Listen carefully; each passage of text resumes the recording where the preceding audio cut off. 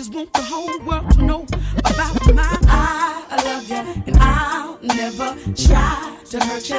I want you to know that I'm here for you forever true, 'cause you're my...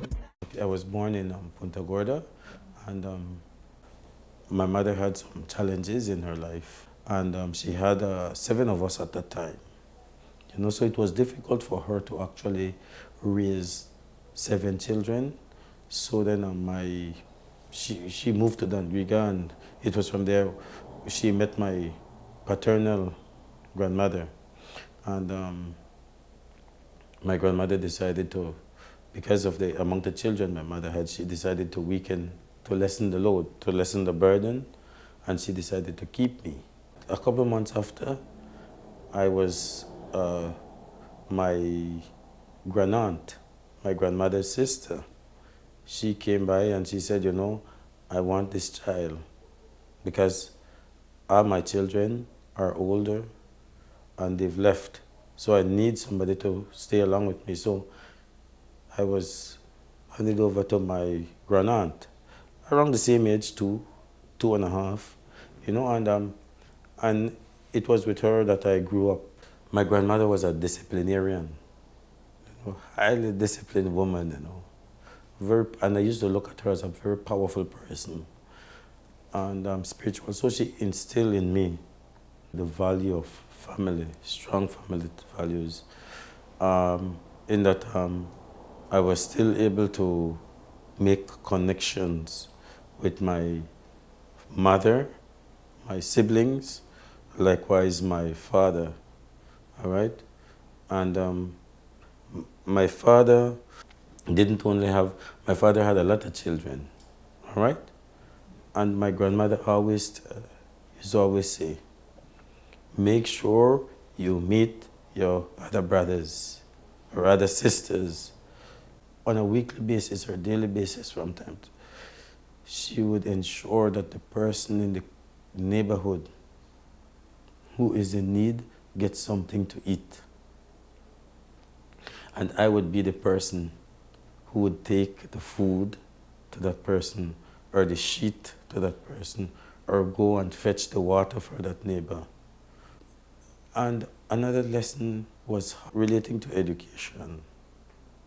Again, that was instilled in me by my grandmother again, you know, because she used to always say that, used to always say this saying, silver and gold may vanish away, but a good education will never decay. She used to always read that. And no matter what, she would instill. She said, but then you know what? Still, you need to understand both sides, that you also need to go to the plantation. You must learn to use the power, because the machete is a powerful tool. It can feed you. So you have to learn that, and you also have to learn the pen. The pen is also powerful, but both of them are equal, because 2 of them can bring money. I had an aunt who was a nurse, and she was a senior nurse, you know, and I used to always admire her and the way she worked.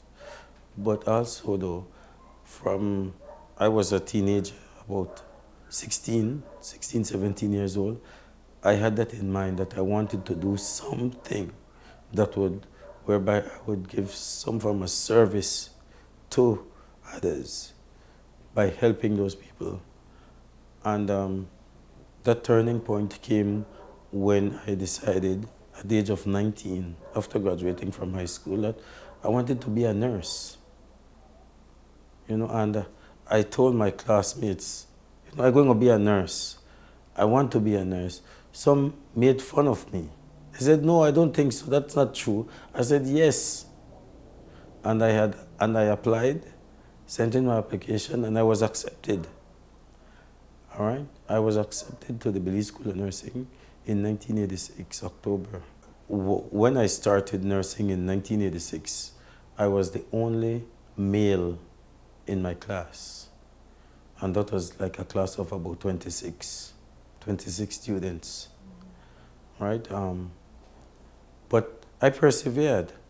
Some people were, even some of my classmates used to make fun, of me being a nurse. I said, no, I want to be a nurse and I will stay here. And there were those, again, from the public, the general population, who would come to the hospital and they would see me and say, you're a nurse? I said, yes, I am a nurse. He said, Mr. Doctor. I said, no, I'm a nurse. You could call me nurse. And some would make fun, they would laugh. And even on the streets, I would be mocked. I would be called names, derogatory terms. You see, but I still persevered because I knew what I wanted. So presently I have a Bachelor's of Science degree in nursing and a Master's degree in education leadership. Both degrees are from Spalding University in Louisville, Kentucky. And also I am a lecturer at the University of Belize in the Faculty of Nursing, Allied Health and Social Work. With the National Garifuna Council of Belize and the Ogundane Dance Group, I am the director of the Ogundane Dance Group and the first vice president of the National Garifuna Council. I am married to my wife, Virgin Arana Martinez, for 19 years. And we have 2 children, Kimale, who is 16 years old, and Virtue, who is 6 years old. We enjoy family life together. Likewise, service to others and to the community. And I'll never try to hurt you. I want you to know that I'm here for you.